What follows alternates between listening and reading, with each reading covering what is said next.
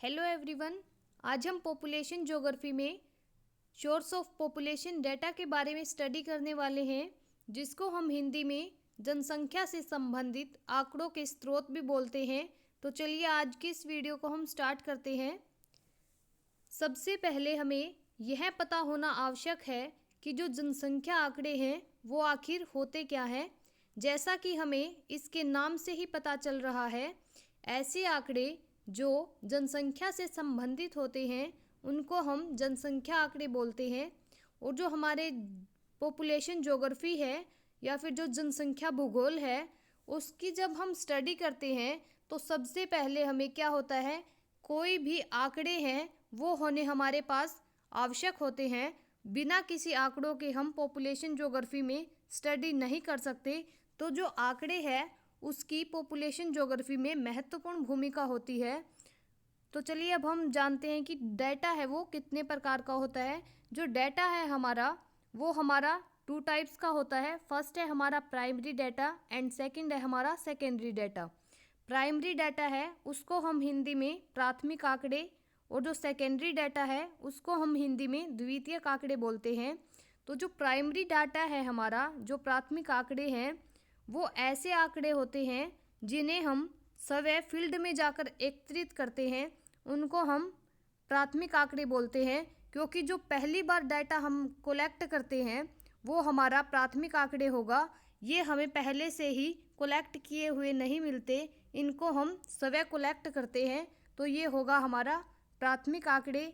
और द्वितीयक आंकड़े ऐसे आंकड़े होते हैं जो हमें कलेक्ट करने की फील्ड में जाकर कलेक्ट करने की आवश्यकता नहीं होती, बल्कि ये पहले से ही एकत्रित किया हुआ आंकड़ा होता है। इनको हम सेकेंडरी या फिर द्वितीयक आंकड़े बोलते हैं।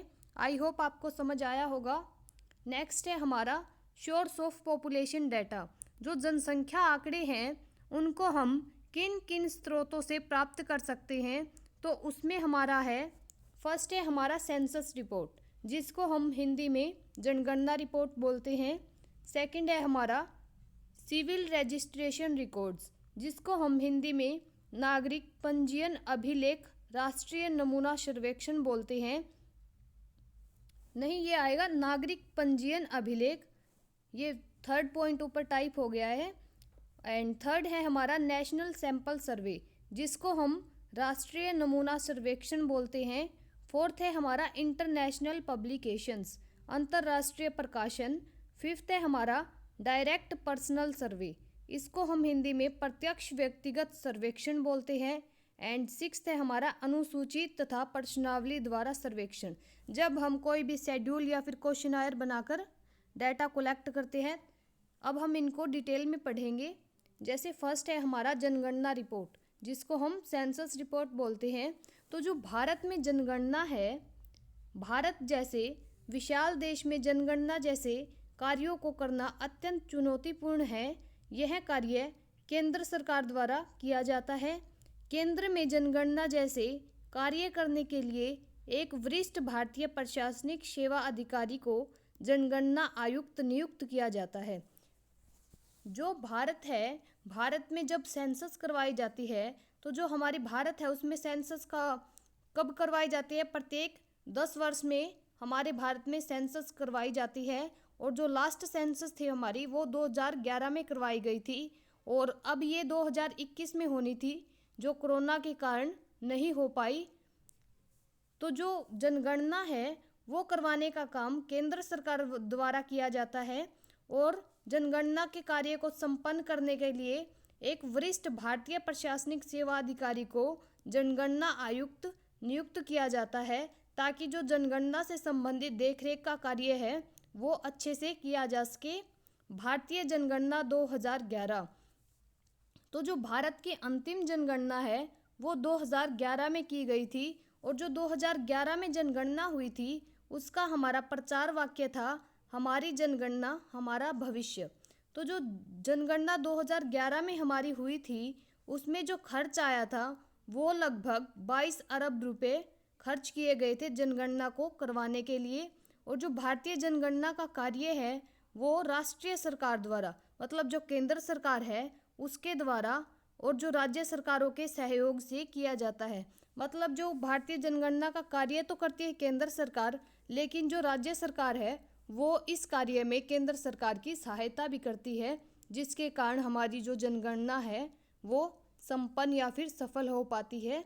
एंड नेक्स्ट है हमारा भारत की जनगणना 2011 का कार्य 2 चरणों में किया गया था। फर्स्ट था जिसमें मकान सूचीकरण तथा मकानों की गणना, एंड सेकंड है हमारा जनसंख्या की गणना।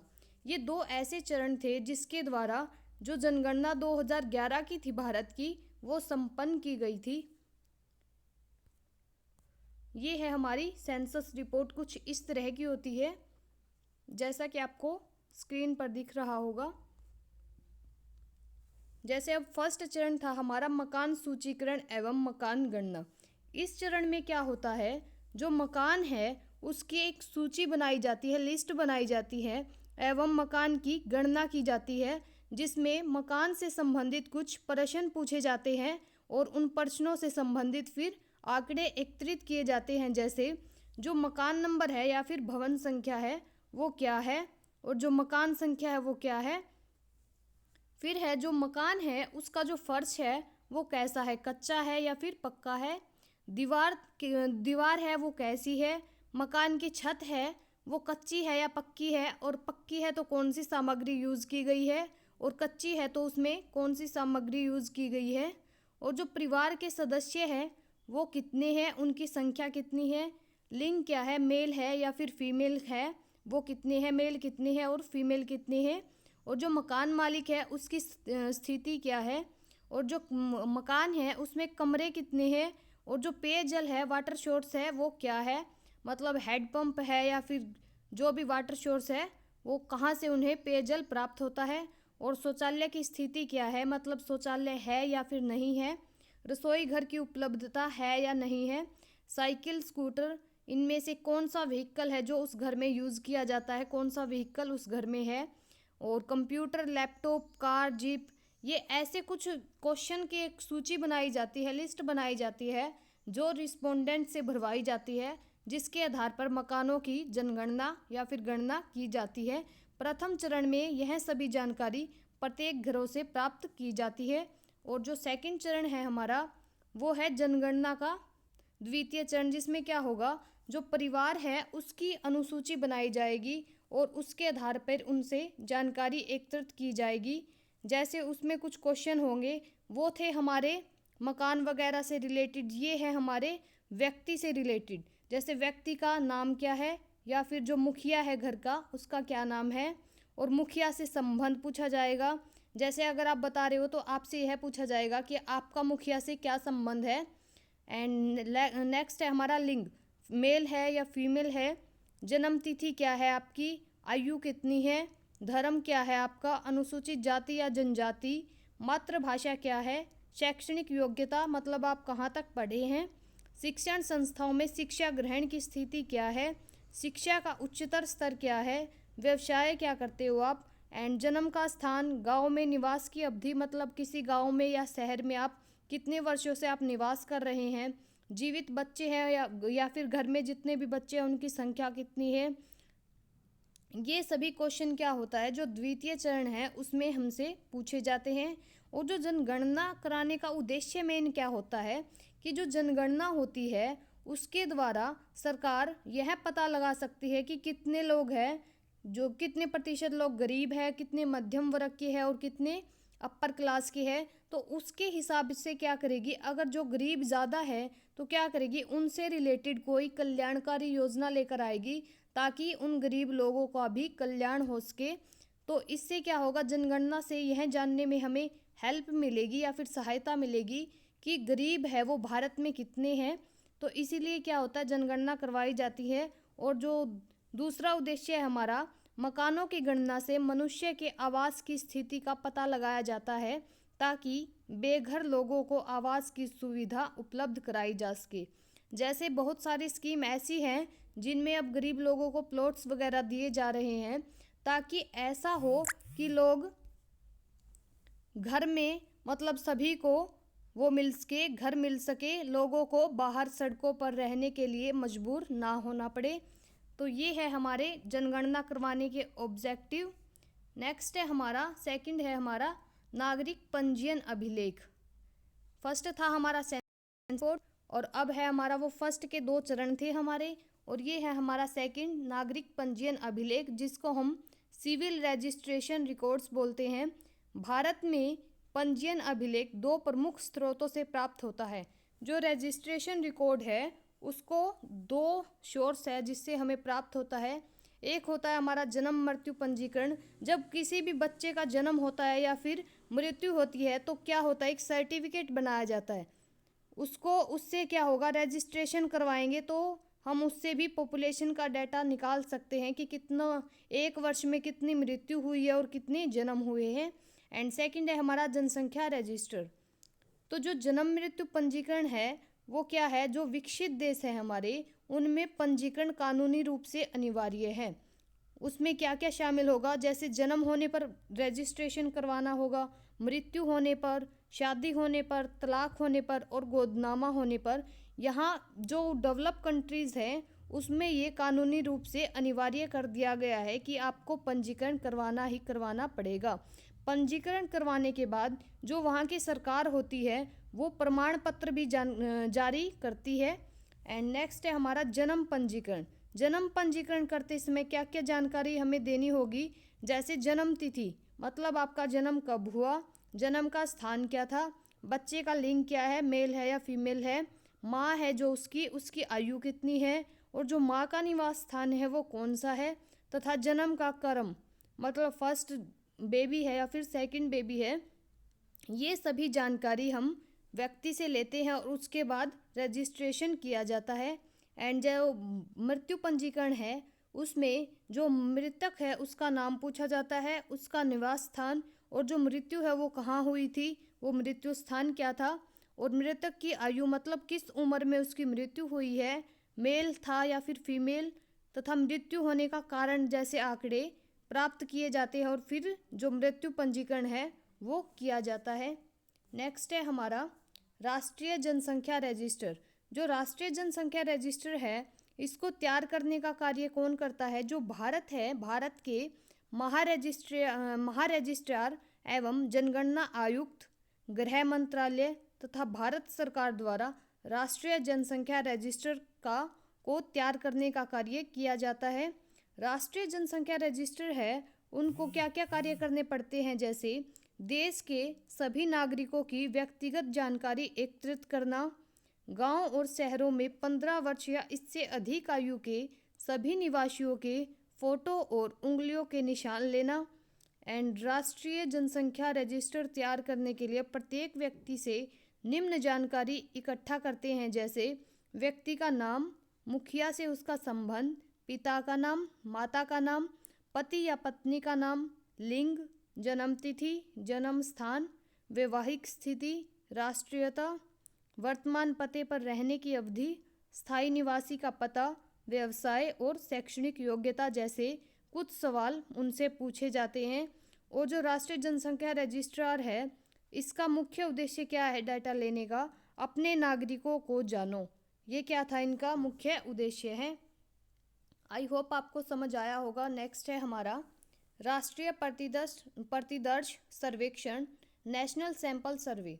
जो नेशनल सैंपल सर्वे हैं उसमें हमें पूरे देश के नागरिकों के आंकड़े एकत्रित करने की आवश्यकता नहीं होती, क्योंकि जो जैसे हमारी कंट्री है, भारत कंट्री है हमारी, तो हम क्या है पूरी ओवरऑल कंट्री के हम प्रत्येक व्यक्ति से डाटा नहीं ले सकते। जैसे तो हम क्या करते हैं उसमें कुछ सैंपल सिलेक्ट करते हैं, मतलब उसमें हम वर्ग बनाएंगे और वर्गों में से क्या करेंगे सैंपल लेंगे। तो ये काम सैंपल सर्वे भी कुछ इसी टाइप का करता है। जैसे अक्षेत्र का चुनाव इस आधार पर किया जाता है कि वो जो अक्षेत्र हमने सिलेक्ट किया है वो जनसंख्या के सभी वर्गों का प्रतिनिधित्व कर सके। उसमें से फिर वो क्या करते हैं, जो उन्होंने ऐसा क्षेत्र जो उन्होंने चुना है वो सभी को प्रतिनिधित्व कर रहा हो, ऐसा क्षेत्र हो, और उस क्षेत्र से फिर सैंपल लिए जाते हैं। भारत में राष्ट्रीय पैमाने पर प्रतिदर्श सर्वेक्षण आधारित जनसंख्या आंकड़ों के प्रमुख स्रोत निम्नलिखित हैं। ये सैंपल वाला काम कौन कौन करेगा, जैसे नेशनल सैंपल सर्वे ऑफिस, वहाँ पर ये कार्य किया जाता है। Sample registration survey, national family and health survey, ये क्या है, ये नेशनल सैंपल सर्वे से रिलेटेड है या फिर इनसे पॉपुलेशन डाटा कलेक्ट करने के सोर्स हैं। नेक्स्ट है हमारा अंतर्राष्ट्रीय प्रकाशन, इंटरनेशनल पब्लिकेशन। अंतर्राष्ट्रीय संगठन संपूर्ण विश्व तथा विभिन्न देशों में जनसंख्या संबंधी आंकड़ों को समय समय पर पत्र पत्रिकाओं के रूप में प्रकाशित करते रहते हैं। सबसे महत्वपूर्ण संयुक्त राष्ट्र द्वारा प्रकाशित डेमोग्राफिक ईयर बुक है। संयुक्त राष्ट्र संघ के प्रमुख प्रकाशन निम्नलिखित है। इसमें ये कह रहा है कि जो संयुक्त राष्ट्र है वो प्रत्येक वर्ष क्या करता है, डेमोग्राफिक ईयर बुक पब्लिश करता है या फिर जारी करता है। उसमें क्या होता है, जो अपडेटेड डाटा होता है हमारा पॉपुलेशन से रिलेटेड, वो हमें डेमोग्राफिक ईयर बुक में देखने को मिलता है। और जो ये प्रकाशन है संयुक्त राष्ट्र संघ द्वारा किया जाता है, उनमें कौन कौन सी पत्रिका या फिर रिपोर्ट शामिल है, तो उसमें है जनांकीय वार्षिक पत्रिका, सेकंड है संयुक्त राष्ट्र विकास रिपोर्ट, थर्ड है मानव विकास रिपोर्ट, फोर्थ है विश्व जनसंख्या आंकड़ा पत्रक, फिफ्थ है हमारी सांख्यिकी वार्षिक पत्रिका एंड सिक्स्थ है हमारी जनसंख्या एवं जन्म मरण सांख्यिकी आदि। ये सभी क्या है, ये संयुक्त राष्ट्र संघ द्वारा प्रकाशित की जाती हैं। जैसे अगर मैं इनका थोड़ा थोड़ा बताऊं आपको, जो डेमोग्राफिक ईयर बुक थी हमारी, वो क्या है, जो डेमोग्राफिक ईयर बुक है वो जनसंख्या से संबंधित जानकारी उपलब्ध करवाती है। यह पत्रिका जनसंख्या आकार, अक्षेत्र, घनत्व, शहरी जनसंख्या, जनसंख्या वृद्धि, आयु, लिंग, संरचना, जन्म दर और मृत्यु दर आदि जैसे व्यापक विषय पर आंकड़े प्रदान करती हैं। और जो संयुक्त राष्ट्र है जनसंख्या और महत्वपूर्ण संख्या की रिपोर्ट त्रैमासिक भी प्रकाशित करता है। मतलब जो 3 महीनों में भी संयुक्त राष्ट्र द्वारा ये रिपोर्ट प्रकाशित या फिर पब्लिश की जाती है, जिसमें कुल जनसंख्या का नया डाटा, कुल मध्य वर्ष की जनसंख्या तथा वर्तमान में चल रहे वर्ष के लिए जनसंख्या का अनुमान शामिल होता है। नेक्स्ट है हमारा मानव विकास रिपोर्ट, ह्यूमन डेवलपमेंट रिपोर्ट। मानव विकास रिपोर्ट है वो 1990 से जारी की जाती है। यह रिपोर्ट संयुक्त राष्ट्र विकास कार्यक्रम द्वारा प्रकाशित की जाती है और इस रिपोर्ट में मानव विकास दृष्टिकोण के माध्यम से विभिन्न विषयों का पता लगाया जाता है। और जो मानव विकास रिपोर्ट थी उसकी थीम क्या थी, अनिश्चित समय, अनसुलझा जीवन, परिवर्तन में एक दुनिया में हमारे भविष्य को आकार देना। ये थी 2021-22 की मानव विकास रिपोर्ट की थीम। नेक्स्ट है हमारा विश्व जनसंख्या आंकड़ा पत्रक, वर्ल्ड पॉपुलेशन डाटा सीट। इस पत्रिका में जनसंख्या के हिसाब से देशों की सूची बनाई जाती है। इस सूची में प्रभुता संपन्न राष्ट्र एवं बसे हुए अधीन क्षेत्र शामिल है। इस सूची में देश की कुल जनसंख्या के साथ साथ विश्व की कुल जनसंख्या में उसका हिस्सा भी दिया जाता है। जैसे कि मैंने ये वर्ल्ड पॉपुलेशन डाटा सीट लगाई है, इसमें आप देख पा रहे होंगे, इसमें अलग अलग डाटा दिया जाता है। नेक्स्ट है हमारा संघीय वार्षिक पत्रिका। यह पत्रिका भी संयुक्त राष्ट्र संघ द्वारा पब्लिश की जाती है। इस वार्षिक पत्रिका में विश्व के विभिन्न देशों में राष्ट्रीय आय, ऊर्जा उपभोग, खाद्यान्न उत्पादन, शिक्षा की सुविधा, चिकित्सा की सुविधा आदि से मिले जुले आंकड़े प्रकाशित होते हैं। नेक्स्ट है हमारा जनसंख्या एवं जन्म मरण सांख्यिकी, पॉपुलेशन एंड विटल स्टैटिस्टिक्स। जन्म मृत्यु सांख्यिकी हमें यह समझने में सहायता करती है कि किसी देश या देश के भीतर किसी क्षेत्र की जनसंख्या की रचना में किस प्रकार के बदलाव आ रहे हैं। जनसंख्या की रचना से अभिप्राय वहाँ के लोगों की आयु, लिंग, धर्म, जन्म दर, मृत्यु दर, प्रवास दर और वैवाहिक स्थिति आदि से संबंधित जानकारी प्राप्त करना है। देश की आबादी का पूर्वानुमान लगाने में यह आंकड़े हमारे लिए उपयोगी होते हैं और मृत्यु दर से जुड़ी सांख्यिकी समुदायों की स्वास्थ्य संबंधी दशाओं को बेहतर बनाने में हमारी सहायता करते हैं। नेक्स्ट है हमारा जो अन्य पत्रिकाएं हैं जिनसे हमें पॉपुलेशन डाटा प्राप्त होता है, वो है महामारी एवं जन्म मरण अभिलेख। जिसमें क्या है, महामारी से संबंधित और जन्म मृत्यु से संबंधित रिकॉर्ड होता है। नेक्स्ट है हमारा सांख्यिकी की मासिक पत्रिका संयुक्त राष्ट्र विश्व नगरीकरण पूर्वेक्षण, ये है हमारी अन्य पत्रिकाएं। फिफ्थ है हमारा प्रत्यक्ष व्यक्तिगत सर्वेक्षण डायरेक्ट पर्सनल सर्वे। जैसे कि आप इस इमेज में देख पा रहे होंगे, ये कुछ व्यक्तियों से जो रिस्पोंडेंट है उनसे ये पूछ रहे हैं, ये डायरेक्ट मतलब कम्युनिकेशन कर रहे हैं इनसे, और इनसे पूछ रहे हैं जो इन्हें वो लिस्ट दी गई है क्वेश्चनों की उनके बारे में, और फिर ये साथ की साथ ही टिक मार्क कर रहे हैं। तो ये क्या है, हमारा प्रत्यक्ष व्यक्तिगत सर्वेक्षण, जिसमें शोधकर्ता को जनसंख्या से संबंधित आंकड़े इकट्ठे करने पड़ते हैं। जो रिसर्चर है वो जाकर डायरेक्ट आंकड़े इकट्ठे करता है, वह नागरिकों से डायरेक्ट रूप से या फिर प्रत्यक्ष रूप से मिलता है और जानकारी प्राप्त करता है। यह विधि लघु अक्षेत्रों के लिए उपयुक्त है। लघु अक्षेत्रों के लिए कैसे, अगर अक्षेत्र छोटा है तो हम क्या करेंगे, एक एक व्यक्ति से जाकर हम डायरेक्ट पूछ सकेंगे, और अगर अक्षेत्र बड़ा है तो हम क्या है, पॉसिबल नहीं होगा हमारे लिए प्रत्येक व्यक्ति से जाकर क्वेश्चन करना। तो ये क्या है, लघु अक्षेत्रों के लिए यह विधि उपयुक्त होती है। इस विधि द्वारा आंकड़े इकट्ठे करने में समय और धन दोनों अधिक लगते हैं। इस पर व्यक्ति के विचार का भी प्रभाव पड़ता है, क्योंकि जब हम सर्वेक्षक के पास जाकर उससे सूचना इकट्ठी करेंगे तो हमें उसके विचारों की भी जानकारी प्राप्त होगी कि उसके विचार कैसे हैं, उनको भी हमें समझने का मौका मिलेगा। इस विधि का प्रयोग अक्षेत्र छोटा, निष्पक्ष एवं पूर्ण विश्वसनीय होना चाहिए। ये था हमारा direct personal survey. And sixth है हमारा अनुसूची तथा प्रश्नावली द्वारा सर्वेक्षण, मतलब जो क्वेश्चनरी या फिर शेड्यूल है उसके द्वारा हम सर्वे करते हैं। जैसे हम कुछ क्वेश्चंस ले लेते हैं, उसमें हम येस नो के ऑप्शन फिल कर देते हैं, तो अगर येस होता है तो हम येस वाले कॉलम पे टिक कर देंगे, और अगर नो है तो नो वाले कॉलम पे टिक कर देंगे। तो ये क्या है, ये प्रश्नावली टाइप का कुछ सर्वे है। जैसे इस विधि के अंतर्गत आंकड़े एकत्रित करने के लिए शोध समस्या से संबंधित प्रश्नों की एक सूची तैयार कर ली जाती है या फिर लिस्ट बना ली जाती है और उसे प्रकाशित किया जाता है। इस सूची को संबंधित व्यक्तियों संस्थाओं को भेजा जाता है और उनसे यह प्रार्थना की जाती है कि इस सूची में दिए गए प्रश्नों को भली भांति भरकर अन्वेषक को वापस लौटा दे। ये हम ऑनलाइन भी होता है, जो शेड्यूल है वो हम ऑनलाइन भेजते हैं और वो जो रिस्पोंडेंट है वो भर के हमें वापस भेज देता है।